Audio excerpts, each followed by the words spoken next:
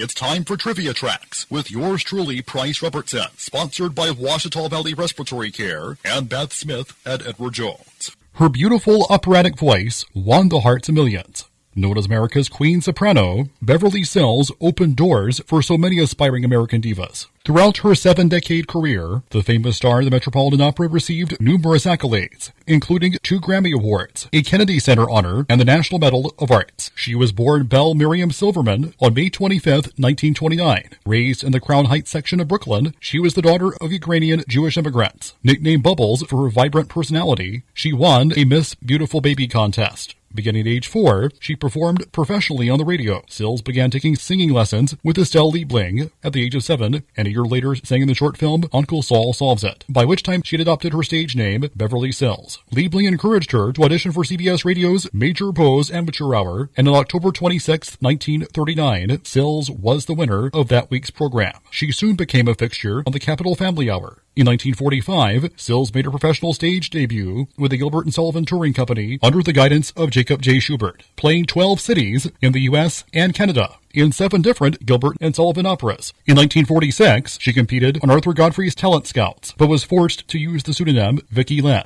though she did not win. More opera appearances followed, including Don Giovanni and Bizet's Carmen. Her reputation expanded with a performance of the title role in the New York premiere of Douglas Moore's The Ballad of Baby Doe in 1958. 2 years before that, she married journalist Peter Greenough. The couple had 2 children, both of whom were born with disabilities. Sills restricted her performing schedule to care for her children. Her peak years stretched between the 1950s and 1970s. Her vocal range in performance extended from F3 to F6. She said she could sometimes hit a G6 in warm-up. In 1971, she landed on the cover of Time, where she was described as America's Queen of Opera. The title was appropriate because Sills had purposely limited her overseas engagements because of her family. Her overseas appearances included stops in London, Milan, Venice, Vienna, Paris, Lima, and Buenos Aires. In 1975, she made her Metropolitan Opera debut in The Siege of Corinth, receiving an 18-minute ovation at her curtain call. Other operas she sang at the Met include La Traviata, Lucia de Lammermoor, and Don Pasquale. Sills was a recitalist, especially later in her career, performing in mid-sized cities and on college concert series, bringing her art to many who might never see her on stage in a fully staged opera. She also performed with a number of symphony orchestras. Although Sills' voice type is characterized as a lyric coloratura, she took several heavier spento and dramatic coloratura roles, more associated with heavier voices as she grew older. Sills became a favorite guest on the talk show circuit, briefly hosted her own talk show, and appeared on an episode of The Muppet Show in 1979.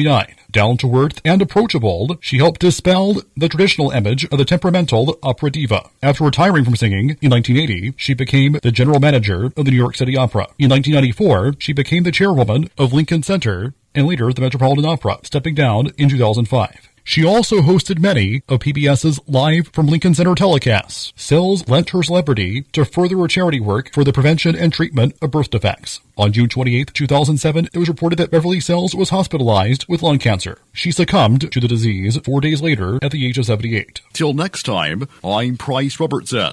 Amazed by today's trivia? Then join me every Monday through Friday morning for Trivia Tracks on Fox Sports Camden 97.1.